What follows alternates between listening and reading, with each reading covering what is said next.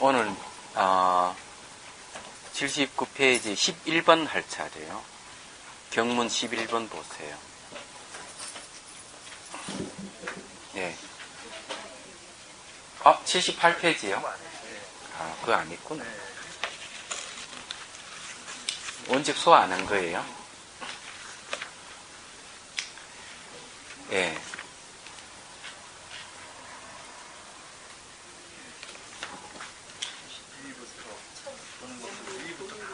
예, 좋습니다.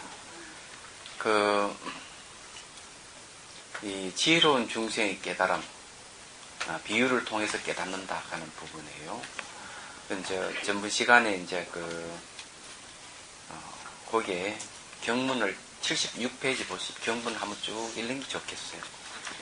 지혜로운 중생의 깨달음, 비유를 통해 깨닫는다. 만약 어떤 중생이 어리석지도 과둔하지도 않아 온갖 좋은 지혜로 환하게 아는 바가 있으면 기와나 조약돌 불린 나무들에 나타나는 마술의 환상에 대하여 그것을 다 보고 듣고 나서 보이는 코끼리, 말술에 걷느니, 마니, 진주, 유리, 납배, 묘국, 산호 그리고 갖가지 재물과 곡식이든 창고들은 진실로 존재하는 것이 아니다라고 생각합니다. 그렇지만 환상이 눈을 미혹하여 거기서 큰 코끼리가 있다는 생각 혹은 큰 코끼리를 구별하는 생각 또는 갖가지 재물과 곡식 창고 등의 생각 혹은 그 종류를 구별하는 착각을 일으키니 보는 것과 듣는 것과 같지 않다고 굳게 집착하여 오직 이것만이 진실이요 다른 것은 다 어리석고 망령되다 말하고는 이와 같은 뜻을 나타내어 알리기 위하여 또한 이 가운데 그에 따라 연설을 일으킵니다. 그는 뒷날 다시 관찰할 필요가 없습니다. 그래 이제 이게 전부 다 마술사가 환영을 나타냈다 하는 것 그런 걸 아는 순간 이거는 다 거짓이니까 다 관찰할 필요가 없다 하는 걸 이제 알게 되죠.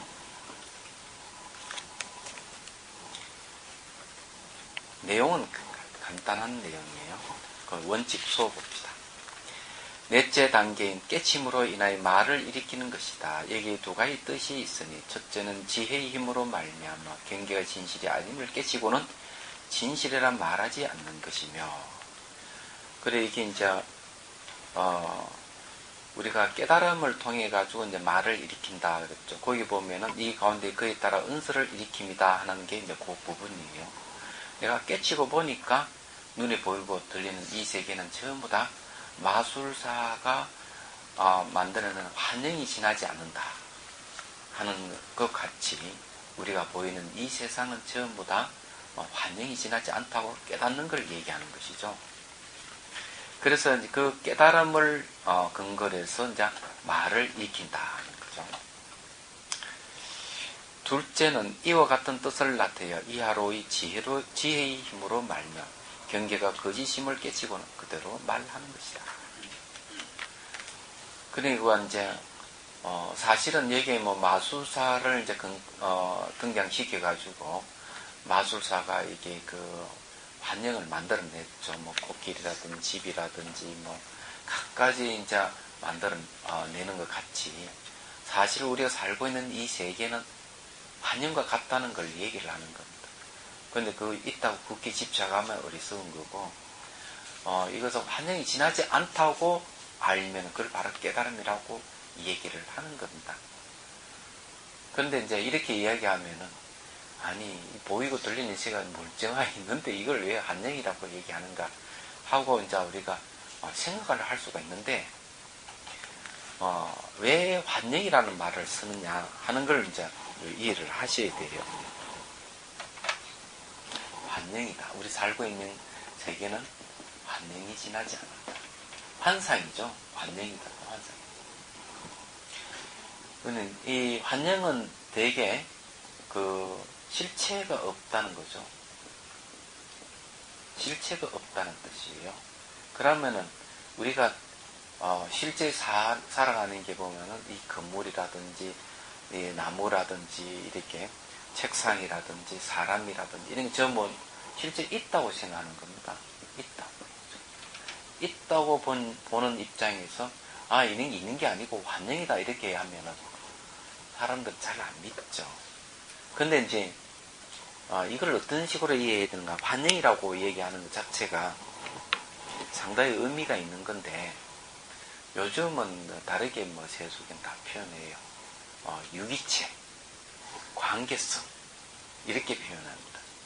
우리가 고정되게 있다 하는 건 이건 거짓이고 이거 어떻게 존재하는가 하면 서로 상호 관계를 맺고 그래서 존재한다.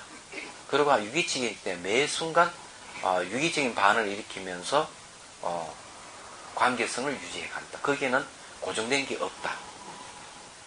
이렇게 이제 이해하시면 되겠습니다. 환영이라고 하는 것은 있다 하는 것에 대한 환영이 지나지 않는 거고, 그러면은 우리는 이 세계는 어떻게 봐야 되느냐 하면은 있다는 생각을 버렸을 때 나타나는 세계는 관계성의 세계, 분리되어 있지 않는 하나의 세계 이렇게 보셔야 됩니다. 다만 있는 것을 근거로 해서는 그거는 환영이 지나지 않다 이렇게 얘기를 해야 되는 겁니다. 그래서 여기 이제 지혜의 힘으로 하는 말이죠. 경계가 거짓임을 깨치고, 이때 경계가 있다고 생각하는 경계라 다 거짓이다, 진짜가 아니다 하는 거죠. 거기 이제 그런 뒷날 다시 관찰할 필요가 없다 하는 부분, 원칙소 2 보면은 다섯 땅이 그덕 관찰하지 않기를 권하는 것이 이른바 지혜의 힘으로 인해 여실히 알았기 때문이다. 지혜의 힘으로 해서 확실히 알았다.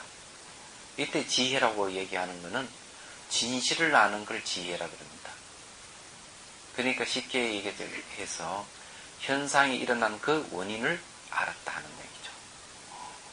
이것도 왔다 갔다 하게 하면 어떡합니까? 너무 뜨거우면 눈이 흐릿해졌어.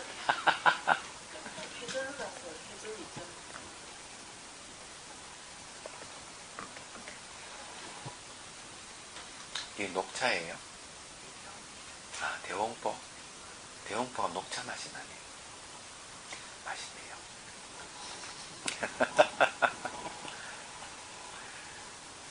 자, 이제 여기까지가 깨닫는 사람, 깨달은 이는 이 비유를 통해서 이제 깨닫는다는 걸 이제 얘기를 하고 있죠. 11번 봅시다. 경문 11번이에요. 자, 어리석은 이는 모든 존재에 대해 모른다 하는 부분이에요. 이와 같이 만약 어떤 중생으로 어리석은 이들이나 이생들이, 이생이라고 얘기하는 것은 뭘 이생이라고 하는가 하면은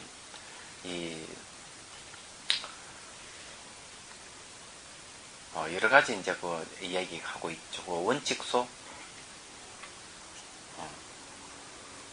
보죠. 그 다음에 아직 모든 성인의 출세한 지혜를 얻지 못하고 하는 부분, 원칙소 1번 보면요. 중생의 뜻에는 대략 두 가지가 있으니 하는 부분 있죠. 두 번째, 첫째는 온갖 법을 내기 때문 중생이라 한다. 이건 매우 중요한 말이에요. 그러므로 대지도론의 제30권의 중생이란 오중이라고 하는 오온을 얘기합니다. 색속상인식, 정신과 육체가 결합되어 있는 걸 갖다가 중생이라 한다 이 말이에요. 12, 이거는 이제 육군과 육진을 얘기합니다. 육 또는 육경이라고 그러죠. 그러면 12입이 됩니다. 18개는 거기다가 이제 육식을 더하면 18개가 됩니다. 육계락 하는 거는 지수화풍공 이제 5대죠. 거기다가 식을 보태면 6개가 됩니다. 그 다음 12인연이라고 하는 거는 12개의 인연의 고리를 이야기하는데, 무명행식, 유깁, 촉수, 예지, 유생, 노사 이렇게 우리가 중생이 살아가는 그 심리 연결고리를 쭉 얘기를 하고 있는 거죠. 등 많은 법을 내기 때문에 중생이라 한다라고 하였는데, 대성, 동성경, 정계경과 양조의 섭론 제14권도 그 대의에 있어서 이와 같다. 이게 이제 중생이라는 말이 바로 이제 이생이 다른 이름이 중생인데요. 어떤 여기에 이제 중생을 이제 설명하는 부분은 중생은 온갖 법을 내기 때문에 중생이다 하는 말이 재밌는 말이에요. 얘기하자면.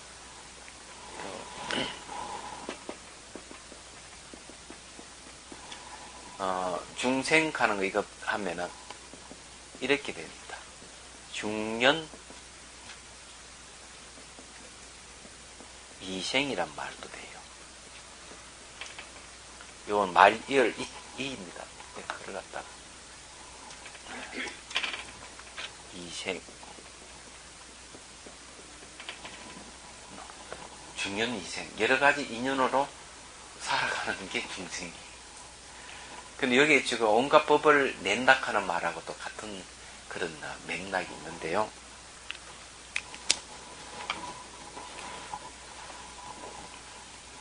거기에는 여는 뭐가 들어있는가 하면요. 업이 작용하고 있습니다. 이게 매우 중요한 말이에요. 업의 특성은 그 형성하는 형성력을 얘기하거든요. 이게 이제 그 조작이라 하죠.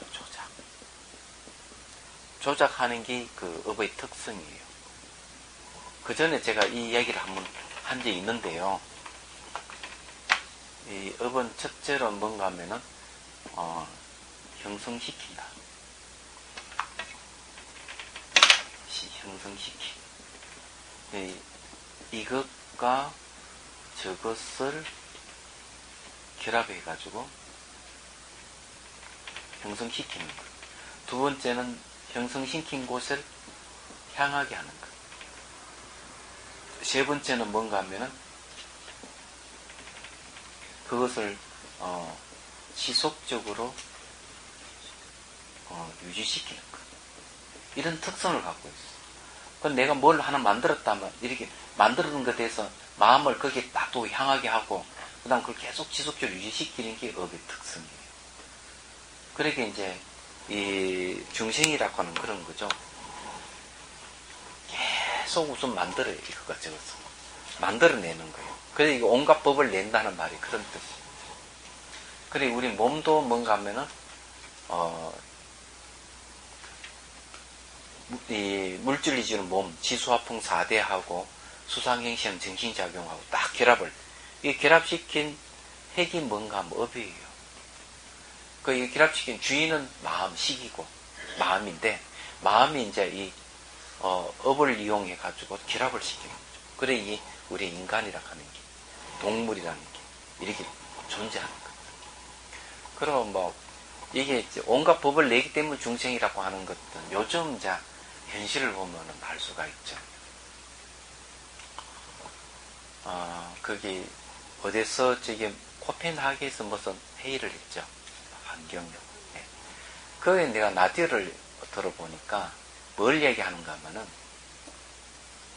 사람들이 고기만 먹지 않으면 지구가 산다는 거예요. 이 인간들이 고기를 먹기 위해서 소라든지 많이 키우는데 거기에 이제 배설물, 방기, 하품 이런 게 뭐 이게 지구 온난화의 주범이래요. 그것이 어느 정도인가 하면은 얘기가 자동차의 배기가스보다 뭐 몇 배 많이 배출한다네요. 그 나중에도 그 깜짝 놀랐어요.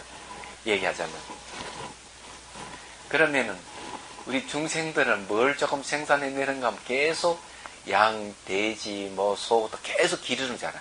그 만들어내는 거야. 돈을 벌기 위해 가지고.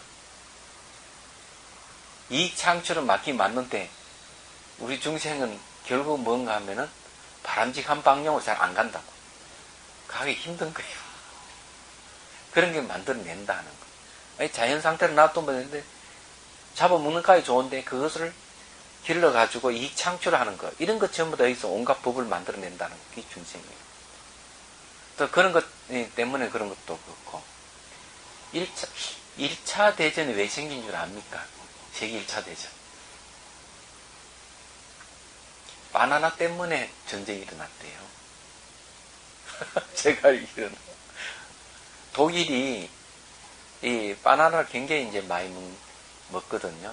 그러면 그게 이제 식민지를, 바나나를 생산하는 식민지를 가지고 이제 다툼이 일어난 거죠. 바나나 때문에 일어난 거.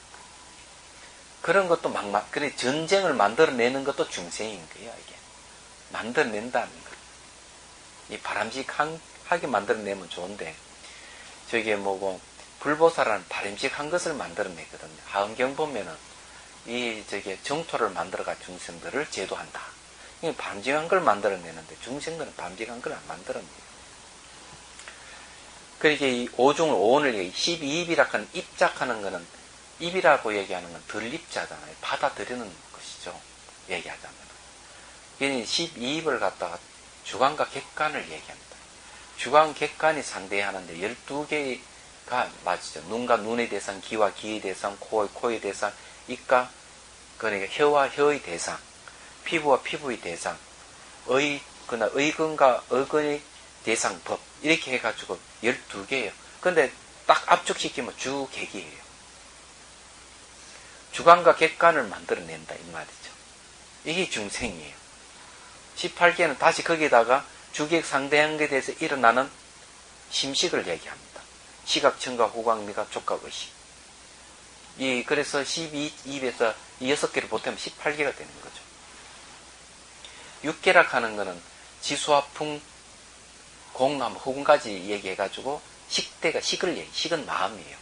지, 수, 화, 풍, 공, 5대 플러스 식대를 얘기해요. 그건 6개가 됩니다. 6대가 6개가 되는 거예요. 이것도 만들어내는 겁니다. 얘기하자면 중생들이. 12인연은 문명 때문에 막 그냥 문명행식, 육입, 촉수에 끝에가 늙고 병든 죽음이라 하는 만들어내죠. 문명 때문에. 그래서 이게 만들어내는데 선수야. 중생들은. 그래서 요런 걸 내기 때문에 그렇다 하는, 이건 참 재밌는 얘기예요. 그 다음에 이제 둘째는 태어나는 곳이 많기 때문에 중생이라는 것이다. 그러므로 반야 등론에는 자주자주 생을 받기 때문에 중생이라고 한다라고 하였다. 또 진제의 반야소에는 전생 후생의 생이 끊이지 않기 때문에 중생이라고 한다. 자, 두 가지 뜻이 또요. 생을 자주 받는다 하는 말은 뭔가 하면 여기 죽어서 다시 또 태어나는 거. 인간으로 태어나기도, 동물로 태어나기도, 신으로 태어나기도 하고 태어나는 거예요. 이게 중생이고, 또 그래 태어나는 것이 끊임없이 생을 끊이지 않게 이제 이어가기 때문에 중생이다. 이렇게 얘기를 하는 거예요. 이제 중생에 대한 얘기예요. 근데 이생이라 하는 말은 중생이 다른 이름입니다. 이 중생이 다른 이름이고요. 거기에 그 주 29번 밑에 보십시오. 보면 이생하는 게 있죠. 가지가지 견해와 번뇌에 의해서 여러 가지 결과를 받고 여러 세계에 나는 중생이란 뜻. 범부 또는 성자와 다른 생류의 뜻이다. 범부에게는 외범이 있고 내범이 있다. 내범 안의 범부는 선인으로 이생이라 한다. 십지 전의 중생들이다. 이랬죠. 십지 들어가기 전의 중생을 갖다가 이생인데 현인들도 이생이라 그럽니다. 현인 다음에 성인이죠. 그래서 이거는 초지 이전의 모든 이들은 이생이고 중생이다. 이런 얘기예요. 그저 엄밀한 의미에서 중생은 부처 되기 전에 중생은 다 중생이에요. 부처 되기 전에 모든 생명이 좀 중생이다. 이래 보면 됩니다. 자, 다음에 본문이에요. 자, 그래 아직 모든 세간은 성인의 출세간의 지혜를 얻지 못하고까지 했죠. 일체법의 말을 떠난 법성을 잘 알지 못하면, 그래 이거는 뭔가 하면은 이 법성을 잘 못한다, 알지 못한다는 게 바로 중생이랍니다. 자, 일체법이라 하는 게 전혀 말을 떠나 있다. 일체법의 본질이 뭐냐 하니까 법성이에요. 그는 법성을 잘 알지 못한다면은 이건 어리석은 중생이다. 이러는 거예요. 거기에 이제 원직소 2에는 이렇게 나왔어요. 경계를 잘 모르는 것이다. 이른바 일체법을 떠난 법성이란 모든 유의무의 모든 법의 자체의 모습이 이른가 말을 떠났기 때문이다. 혹은 유의무의 둘이 없는 진열을 말을 떠난 것이라 할 수 있는데 이 법성에 대해 잘 알지 못한다는 것이다. 이 말을 뒤집서 얘기하면은 법성을 잘 못한다, 알지 못한다, 뭐 이렇게 얘기하는 거는 우리는 사물을 판단할 때 그것을 언어를 통해서 생각으로서 파악한다는 거죠. 말과 생각을 근거해서 파악한다는 말이에요. 근데 이거는 맞는 이야기죠. 재속이 진리잖아요. 그러면 이렇게 말을 하고 생각을 해서 의사소통하고 상대를 파악하려고 하는 것, 대상을 파악하려고 하는 것은 전부 다 뭔가 어리석은 중생이라는 거죠. 우리는 다 어리석은 중생입니다. 여러분들이 그렇게 하죠. 여러분 혹시 뭐 동창회나 개인 모임에 가서 이야기하면, 아무개 오늘 안 나왔네. 걔는 어떠고 저떠고 눈앞에 없는데도 막 이야기하잖아요. 그 말로써 또 생각으로서 무슨 일이 있나 뭐 이 생각하는 것 자체가 전부 다 이 오류를 많은 것이다.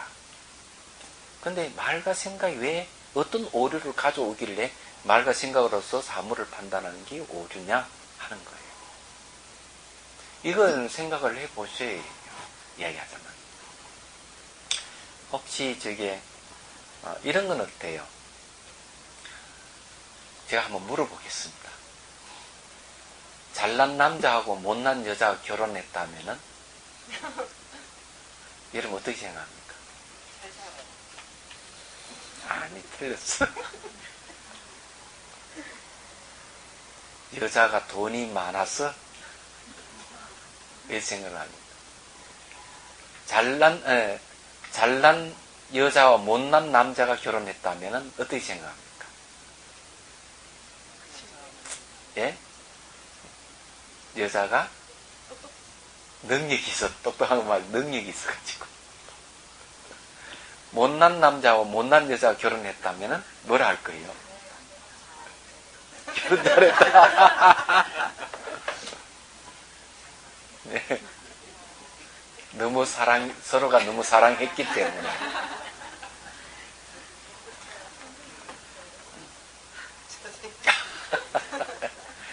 근데 제가 왜 이 얘기를 하는가 하면은, 이 정답이 맞는 건가 한번 생각해 봐야 돼. 맞을까요? 틀릴 수 있죠. 잘난 남자하고 못난 여자가 결혼을 했다. 이러면은, 대개 사람은 여자가 돈이 많기 때문에 남자를 샀다. 이런 생각을 하는 거예요.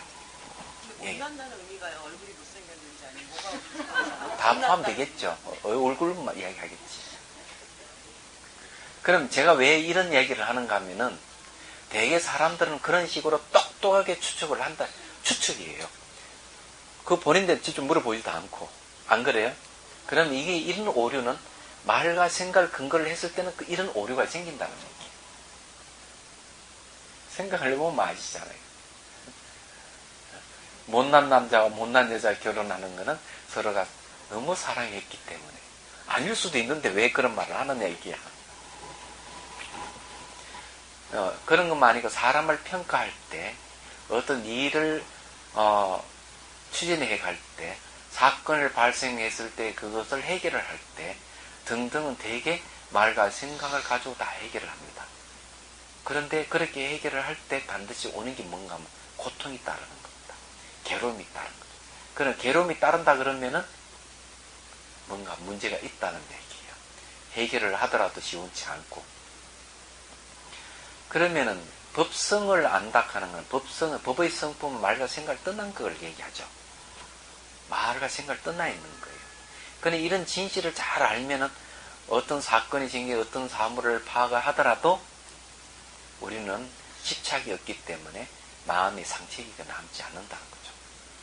우리는 말 한마디 생각 잘못하는 것 때문에 큰 그 고뇌가 있고 그러는 거거든요. 얘기하자면. 그래서 이게 대상을 잘 봐야 돼요. 이 진실을 잘 알아야 돼요.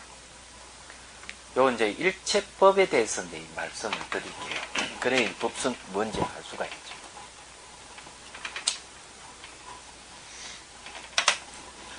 아까 이제 주객을 이야기했는데 주관이라고 하는 거는 눈, 귀, 코, 혀, 몸, 그 다음에 의건이 있어요. 의건. 이건 주관이에요. 객관은 그에 상대하는 건, 눈에 상대되는 거는 뭔가 하면 색이라 그럽니다. 이게 이제 형상과 색깔을 얘기하죠.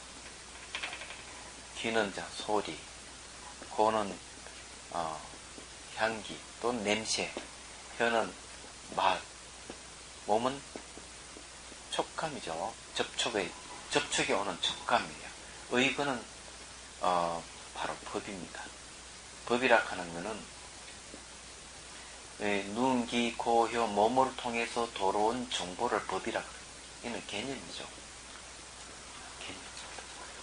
여기 이 12개의 주계획을 일체라 그래요. 일체라 하면 모든 것이잖아요. 근데 여기다가 일체법 해버리면 어때요? 법이 더 들어갈 때는 어떻게 되느냐 하는 이걸 아셔야 돼요.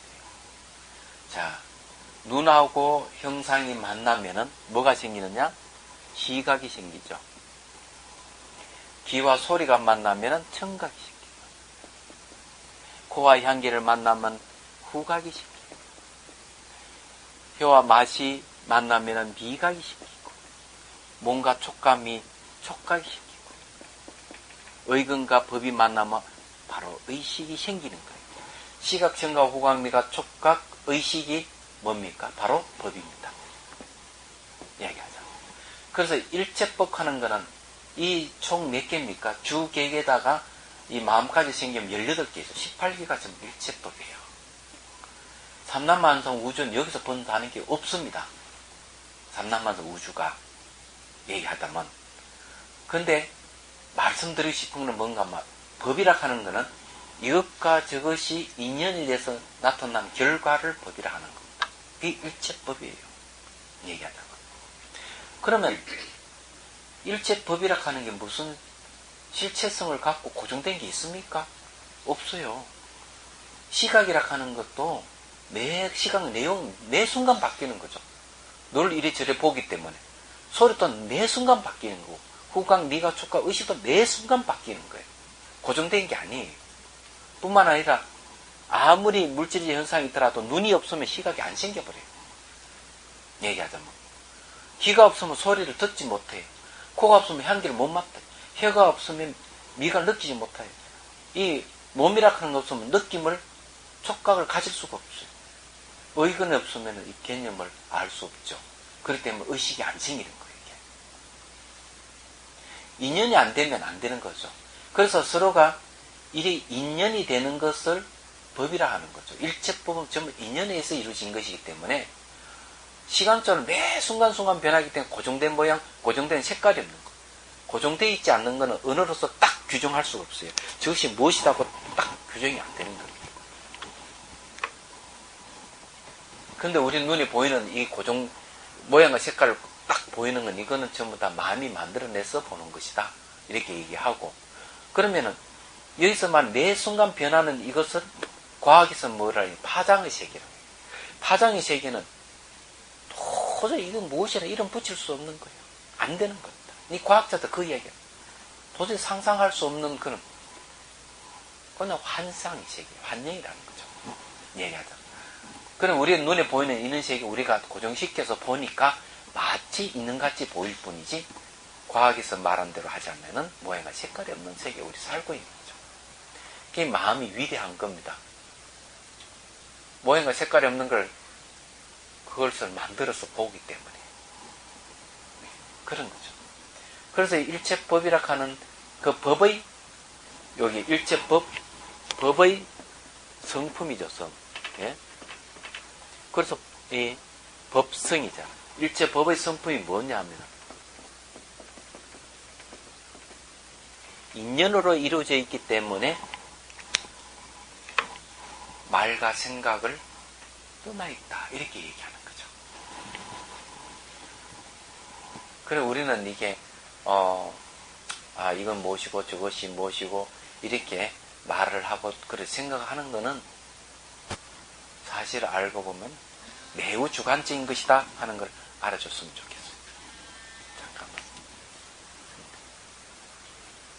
이건 이제 찻잔도 멀쩡하게 있다고 생각하지만, 모인 색깔 있지 않냐 하지만 던지면 깨져버려요. 그런 거 보면은 이 고정되어 있는 게 아니에요. 그건 내 밖에 스스로 존재하는 게 아닙니다. 타이에 의해서 부서진 다음에 스스로 존재하는 게 아니기 때문에 실체가 없고 변하는 거예요. 이리 변한다 하는 추측이 가능해지죠. 그런데 이제 이걸 갖다가 전자힘미균으로 본다거나 또는 이제 가속기를 갖다가 돌려가지고 입자를 충돌하고 이런 식으로 이제 많이 과학자가 연구하잖아요. 그러면서 밝혀진 사실은 이건 매 순간 변한다는 거죠. 과학에서 말하는. 근데 우리 눈으로는 딱 고정되게 보입니다. 그건 희한한, 거기 이제 우리가 그렇게 본다 하는 겁니다. 근데 이런 사실을 모르면은 우리는 집착을 하게 되죠.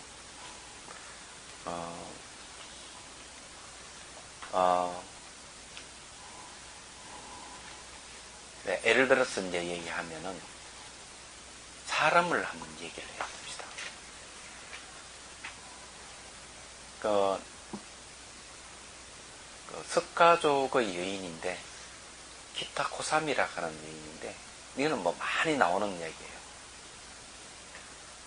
결혼해가지고 아들을 얻었는데 이 아들이 외아들이죠. 말을 하고 좀 걸어 다니기 시작할 때 죽어버렸어요. 딱 죽어버리자 그냥 이 어머니가 그냥 정신이 간 거예요. 살려내려고 의사 뭐 신통 있는 사람 다 다녔지만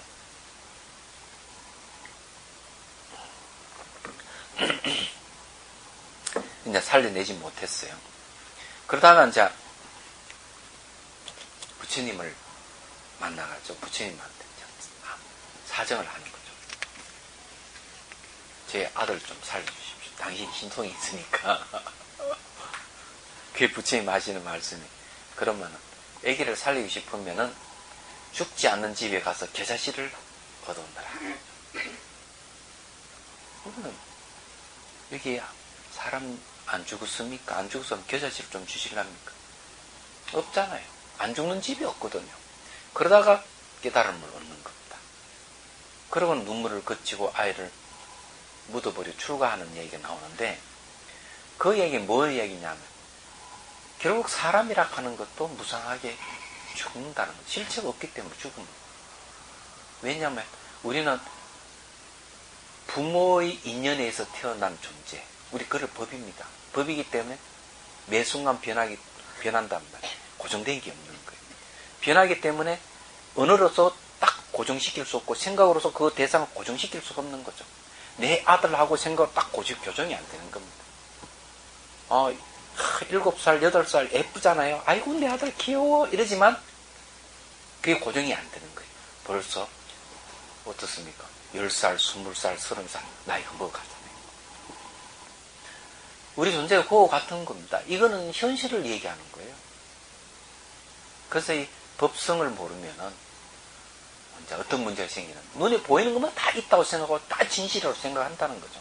이런 게 이제 어리석은 표현이죠. 그래서 여기서 얘기한 어리석은 이는 모든 존재에 대해서 아무것도 모른다 이게야. 이제 80회로 넘어갑니다. 80페이지. 경문 11번이에요. 그는 모든 유의무의를 다 보고 듣고 나서도 생각하기를 얻은 이것들은 다 결정코 실제로 있는 유의무의다라고 해요. 유의는 보이는 세계, 무의는 보이지 않는 세계입니다. 이게 다 있다고 생각하는 거예요, 이게. 그래야 보고 듣는 바대로 굳게 집착하여 말하기를 오직 이것만이 진실이요 다른 것은 다 어리석고 망령되다고 합니다. 그는 뒤에 반드시 다시 관찰을 해야 할 것이에요. 왜 뒤에 다시 관찰을 해야 되느냐? 잘못 알고 있기 때문에. 자, 여기 유의무의다라고 여기는 부분에 원칙소 1번은 그렇게 나왔습니다. 밑에 집착을 일으킴을 밝힌 것이니 어리석은 범부들은 법성의 이치를 알지 못하기 때문에 유의 등을 실로 있다고 집착하는 것이 마치 코끼리 등에 집착하는 것 같다는 것이죠. 자, 이 말은 뭔가 하면은 마술사가 흙이라든지 또 나무잎으로서 코끼리를 만들었는데 그 마치 그것이 있다고 집착하는 것 같다는 거죠. 환영이 지나지 않는데 그럼 우리가 좀 살고 있는 이 세계는 마술사가 만들어 놓은 세계와 같다는 거죠. 매트릭스입니다. 이 분명한 사실을 알아야 돼요. 근데 환영을 부정적으로 보시면 안 됩니다. 얘기하자면. 왜 안 되느냐? 환영이야말로 정말 아름다운 거죠. 환영이 아름답습니다. 우리 살고 있는 이 세계가 아름다운 이유가 그거예요. 만약 고정되어 있다면 우리는 못 살아갑니다. 고정되어 있는 세계에 산다면 아마 이상한 일들이 많이 생길 거예요. 자, 뭐 건물이고 나무고 사람은 다 고정되어 있다. 잘 살다가 모든 게 다 정지되고 딱 고정되어 버린다면은 사랑하는 남녀들은 못 만날 것이고, 얘기하자면 빚 받으러 가야 되는데 빚도 못 받을 것이고, 그렇지만은 좋아하는 사람들은 있겠죠. 안 그래요? 어떤 사람 좋아하겠어요? 빚진 사람은 빚 받으러 안 오니까 좋을 것이요. 죽음을 두려워하는 사람은 안 죽으니까 좋을 것이요.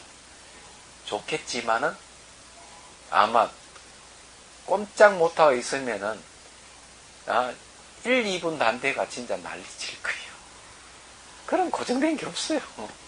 매 순간 변하는 게 환영이고 생명이고 그게 아름다운 세계에 사는 거예요. 근데 우리는 그런 세계를 내팽개쳐버려 다 고정시켜서 자꾸 보려고 하는 거예요. 고정시켜서. 그러면 안 된다. 변하는 것이 진실이다. 이 내용 그런 얘기예요. 자, 경문 12번. 자, 지혜로운 이는 일체법을 있는 그대로 안다. 고정시켜서 하는 게. 언어를 사용하고 생각을 사용하는 것은 대상을 고정화시키고 실체화시키는 것인데, 우리는 그렇게 안 하고, 그래, 어리석은 일은 이런 것이죠. 아까 얘기했듯이, 잘난 남자하고 못난 여자가 결혼했다면은 여자가 돈이 많다 하는 이런 생각을 하듯이, 이렇게 생각하면 다 어리석은 사람들이라는 거죠. 그래서 지혜로운 이는 그런 식으로 자기 깜냥으로 결정하는 게 아니고 있는 그대로 안다 이죠. 자, 읽어볼게요. 만약 어떤 중생이 어리석은 범부의 무리가 아니었어. 이미 성수는 진리를 보았고, 성제는 성수는 진리예요. 이미 모든 성인의 세간을 벗었다.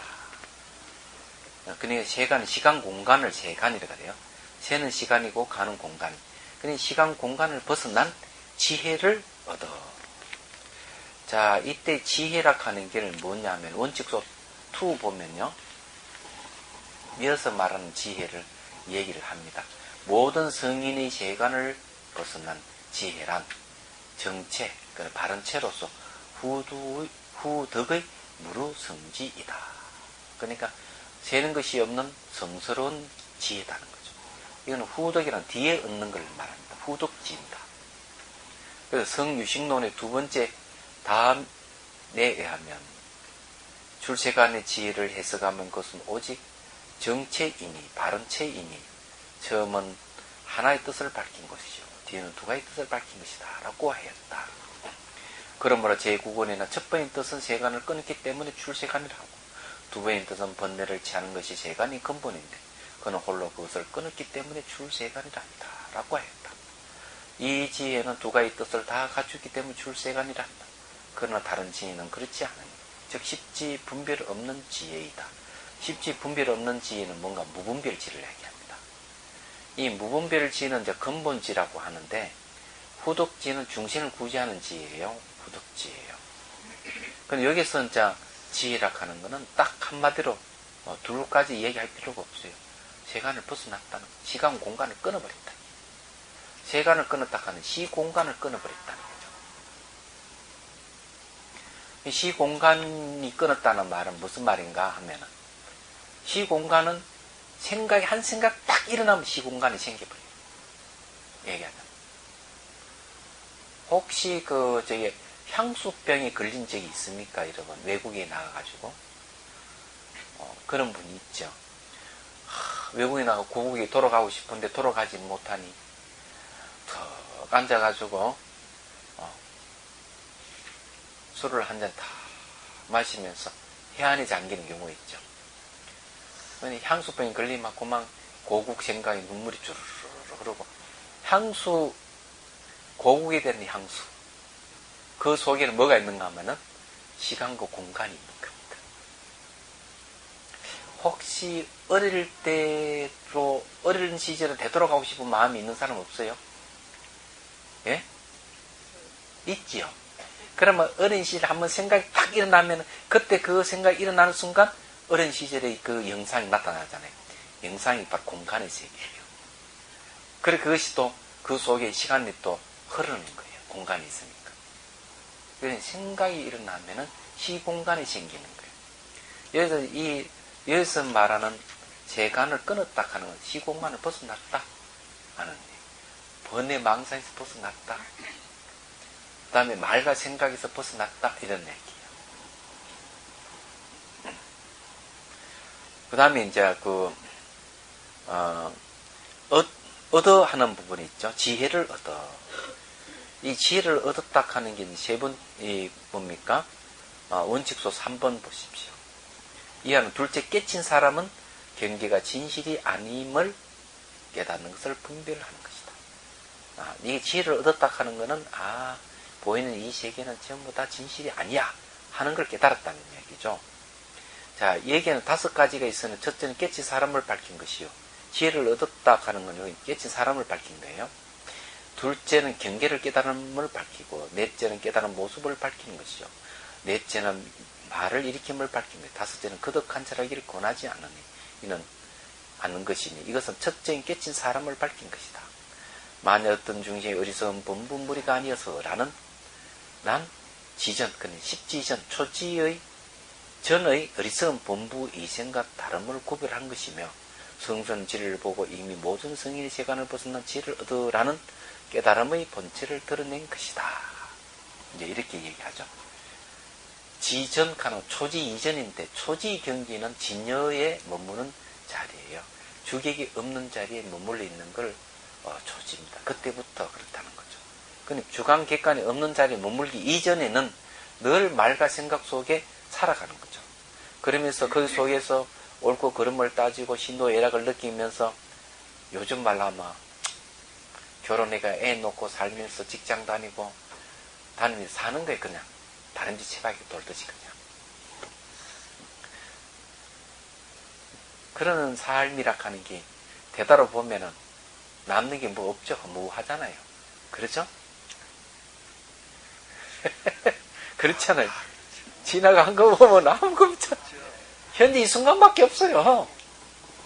그런데도 보면 또 그걸 딱 깜빡 잊고 또 차를 한잔 한다, 술을 한 잔에 하면은 또 맨날 뭐 이야기, 군대 간 이야기 뭐부터 해가지고 다 나오잖아요. 이게 학창 시절에 내가 그때 미스 캔이다 그러고 말이지.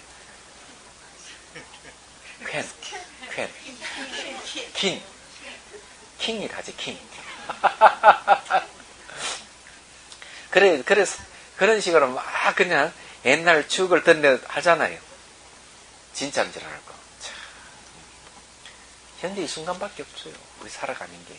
매 순간 현재 이 순간이에요. 매 순간. 이런 걸 갖다가 임재록에는 무시간이라는 무시간. 예, 무시간이란 말이에요. 금강경에는 무주라 그래요. 무주. 머무르는 없는데 머문다. 무주에 머문다. 이렇게. 그러는 거죠. 자, 하여튼 또, 그건 그렇고. 자, 경문요. 지혜를 얻어. 이거는 이제, 지혜를 얻은 사람을 얘기하죠. 일체법의 말을 듣는 법성을 여실히 알았다면, 이거는 경계를, 깨달음을 밝힌 거죠. 말을 듣는 법성을 알았다가는 우리 보고 들리는 모든 세계가 이 법의 성품임을 알았다. 이죠. 그런 모든 유의와 무의를 다 보고 듣고 나서 생각하기를, 이 얻은 것은 결정코 실담이 없는 유의와 무의다라고 한다. 그래, 이게 이제 말하자면은 여기에 결정코 실담이 없다 하는 거는 실제 경계가 없음을 이야기고, 이거를 유의와 무의다라고 얘기하는 거는 말과 생각에서 이루어진 보이는 세계와 보이지 않는 세계니까 이거는 가짜 경계가 있는 걸 얘기하죠. 그래서 거기에 이제 보십시오. 원칙소 5번 보십시오. 셋째 깨달음을 밝히는 것이다. 여기는 두 가지. 첫째는 실경도 있는 것이 아님을 깨달은 것이요. 실경, 실제의 경계, 이렇게 만질 수 있는 거. 이런 건 좀 환영이기 때문에, 이거 있는 게 아니다, 이거죠. 한 가지 예를 들어서 얘기하죠. 제가 뭐, 누차 얘기를 굉장히 많이 해도 잘 모르더라고요. 그냥 오늘 확실하게 제가 말씀을 드릴게요. 여러분, 자복 있죠? 자복을 한번 만져보십시오. 자복을 만지면 어떤 느낌이 옵니까? 폭신폭신하죠? 자, 그러면 폭신폭신한 거는 우리 밖에 있는 거요? 밖에 있는 게 아닌 겁니까? 밖에 있죠? 폭신폭신한 거. 폭신폭신한 자복에 있죠? 그죠? 폭신폭신한 자복에 있으니까 깔고 왔는 자복이 밖에 있는 거 아닙니까? 맞습니까? 우리가 이래 인식하는 건 맞죠? 확실하죠?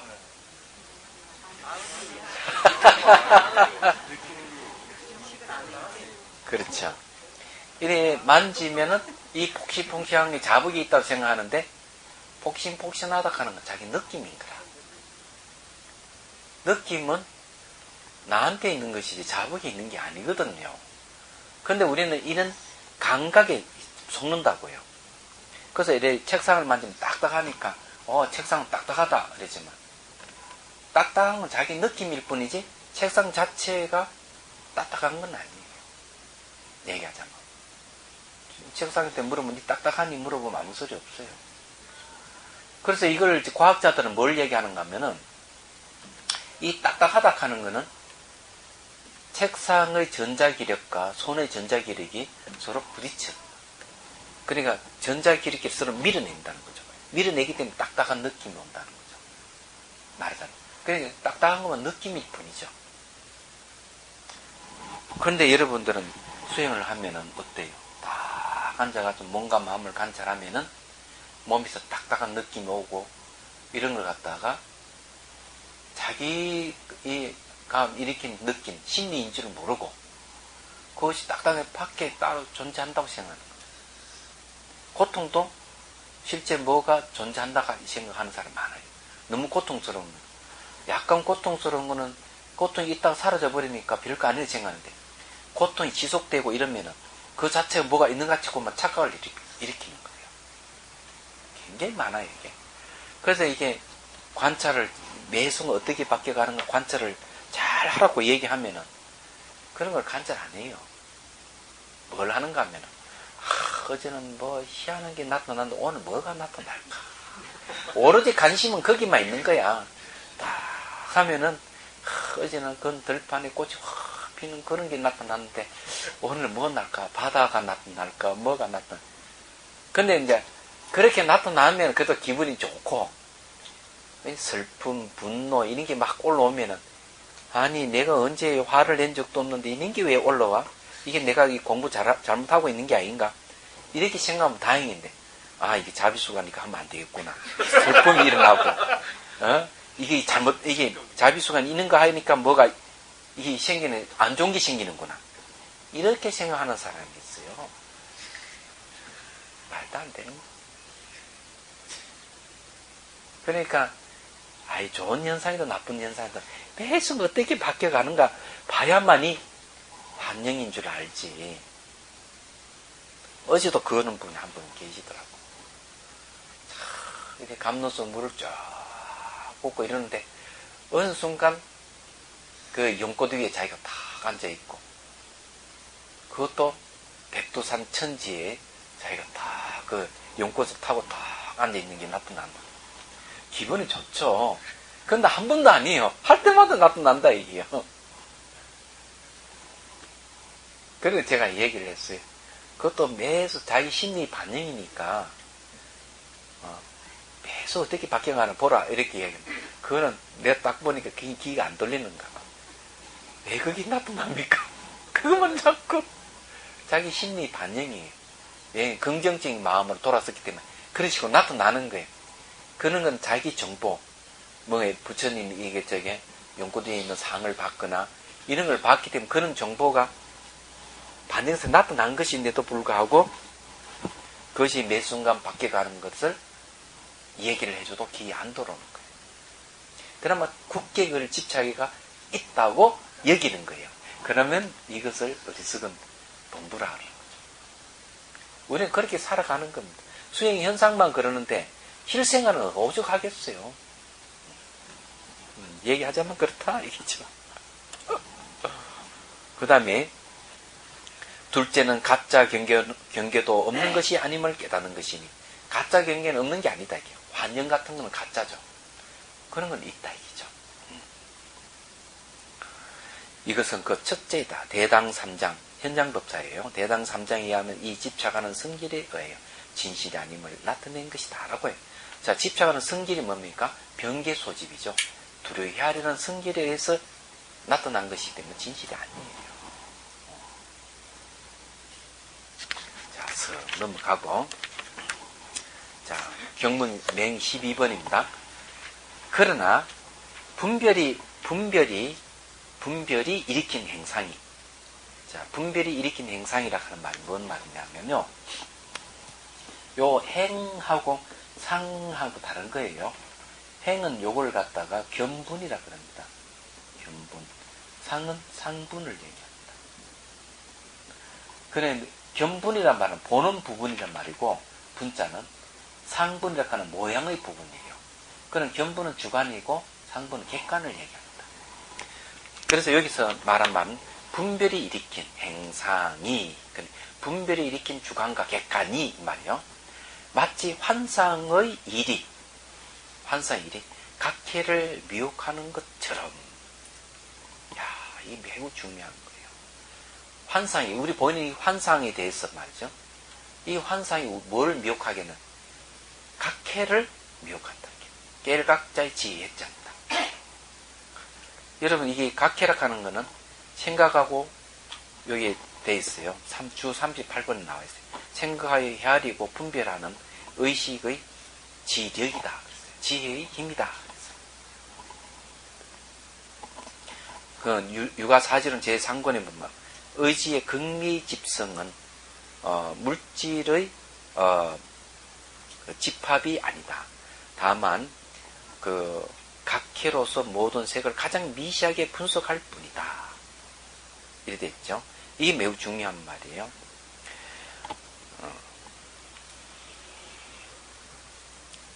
순정리론 제13권 변차별품에 한 찰나에 생하는 따위 온갖 모양은 미시한 각해를 능히 알 바이니. 근데 이 말은 뭔가 하면 이게 찰나찰나 일어난 한순간의 마음 있잖아요. 이런 걸 갖다가 아주 미시하게 이렇게 다 캐치하는 게 각해라는 거죠. 말하자면 찰나에 간단 없이 점차 잘 관찰하면 능히 알 수 있기 때문이다. 미시한 각해는 가르침 힘을 말미암아 생긴 것으로, 가르침 힘이라 하는 건 뭔가 하면은 법문을 들었어 이 말이죠. 여러분들 이렇게 법문을 듣고 이러면은 이게 미시하게 관찰하는 힘이 생긴다 이 말이에요. 행의 무상함을 요달하며, 이 행이라 하는 거는 이게 이제 그 까르마에 의해서 형성된 것들, 그런 거죠. 요달하며 능히 아집을 제거한다. 모든 게 무상하기 때문에 아락하는 게 없다는 거죠. 이미 미시한 각해로 알 바인데 한 찰나에 일어난 따위의 세 가지 상을 알지 못한다고 말한 것은 이치와 같이 설하는 것이 아니다라고 하였다.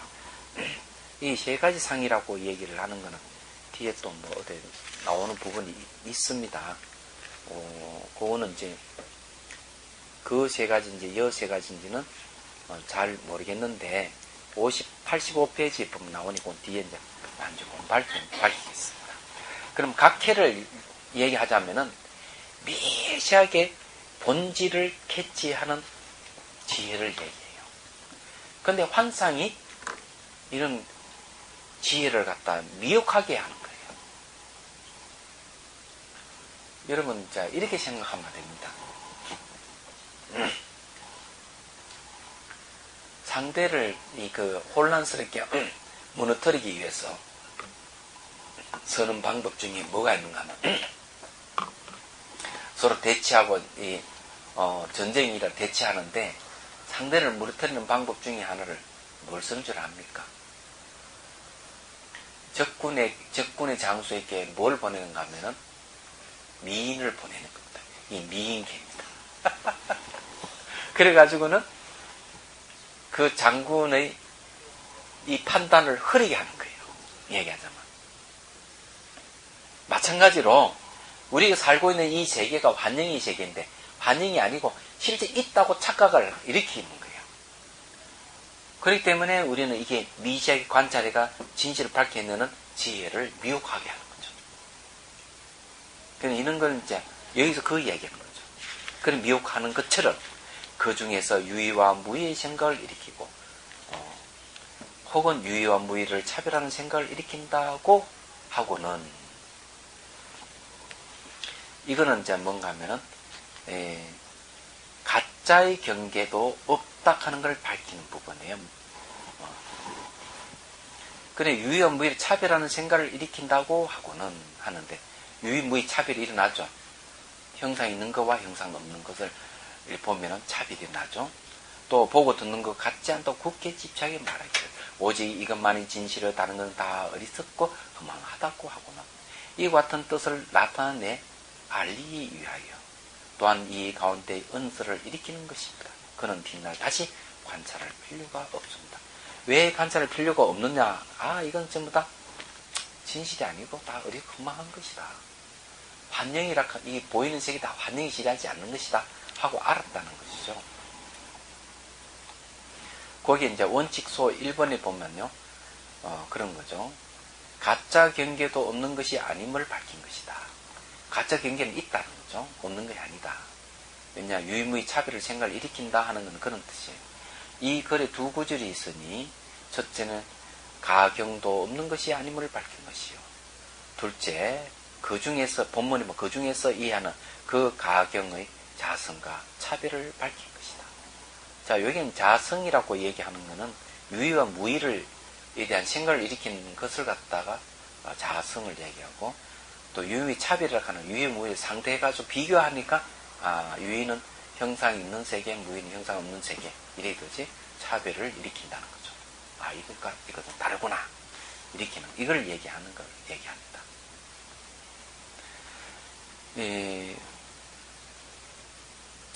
행상이란 행은 견분이 있는 능이 반연하는 행위이며 상은 곧 상분으로서 유의와 무의이니 이것은 의타 상분의 포섭됨을 밝히는 것이다. 의타 상분이라고 하는 타를 의지 일어나는 모습이라는 거죠. 그래서 여기에는 상분이라고 얘기하는 유의 무의라고 하는 것은 서로 상대에서 일어나는 것이기 때문에 진실이 아님을 얘기합니다. 그렇지만 그 모습은 있는 것이죠. 그래서 유의와 무의가 거짓으로 있어서 그 모습을 익히는 거짓이 있다는 거죠. 없는 것이 아님을 마치 요술의 현상과 같다. 거기서 일으킨다는 것은 그 가짜 경계의 자성과 차별의 두 모습을 밝히는 것이다. 유의와 무의의 생각이란 자성이 나온 생각이니 자성을 반영하기 때문이며 혹은 유의와 무의 각기 다른 생각이란 차별의 모양을 식별하는 것이니 차별을 반영하기 때문이다. 그런데 어쨌거나 이 내용은 말이죠. 그런 거죠.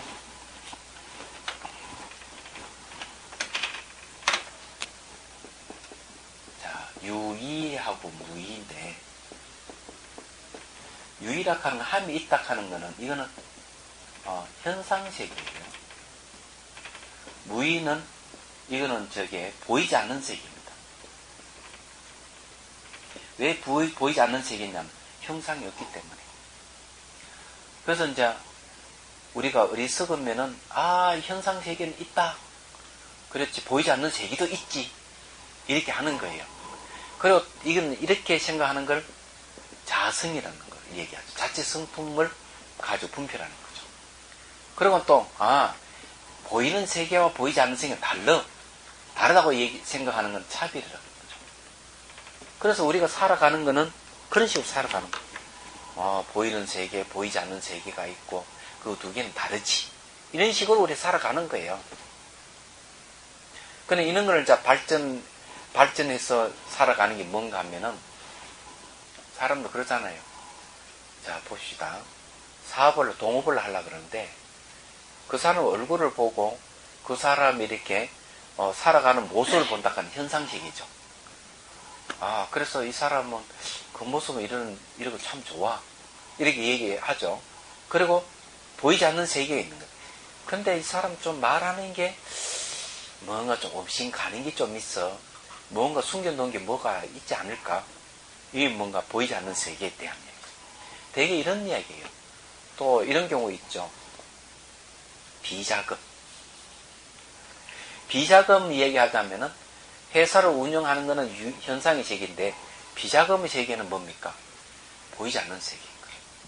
그래서 이게 뭐고 검찰에서 이게 이제 어느 회장은 비자금을 조사한다든 이런 말을 하잖아요. 그건 대개 보면 이런 있는 세계 없는 세계를 갖고 얘기를 하는 거고 또 그걸 비교해서 이야기하는 거예요. 여기서 벗어나는 게 아무것도 없는 거라. 근데 이런 세계가 사실은 전부 다 가짜 경계죠.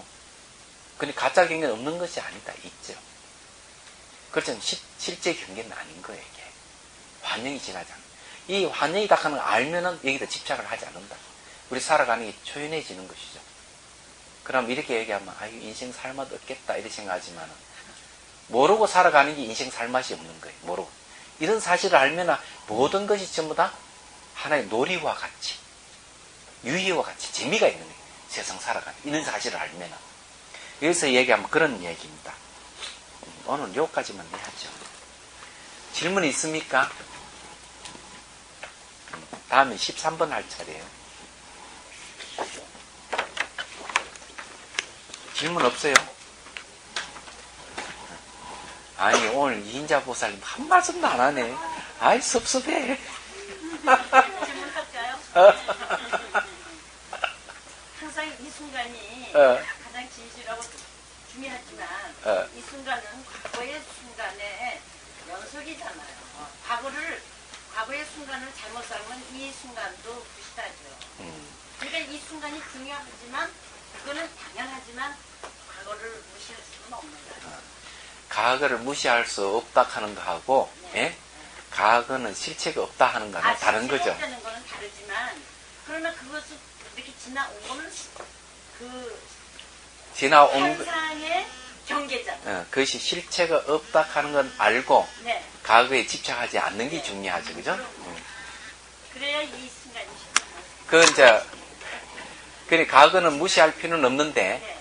집착하면 안 되죠. 네. 실체가 없는 줄 알고 지나간 거는 돌아오지 않는다는 사실을 알고 미래는 오지 않는다는 사실을 알고 현재도 매 순간 변하는 거는 왜 변하느냐 관계성에서 일어난다는 사실을 알아요. 이렇게 알고 과거를 얘기하고 이를 알고 미래를 알고 그렇죠? 그래서 이게 과거를 이런 진실을 알고 과거를 말하고 진실을 알고 미래를 말할 때 우리는 과거나 미래에 붙잡히지 않고 그게 다 가짜 경계인 줄 알고 살아가는 거예요. 그렇지만 거기에 충실해야 이 순간이 충실하고 내세도 충실하죠. 말라 충실하려고 그러는데 아니 우리가 다 사는 게 충실해야 그 다음 모두 순간순간 법성에 충실해야 돼. 자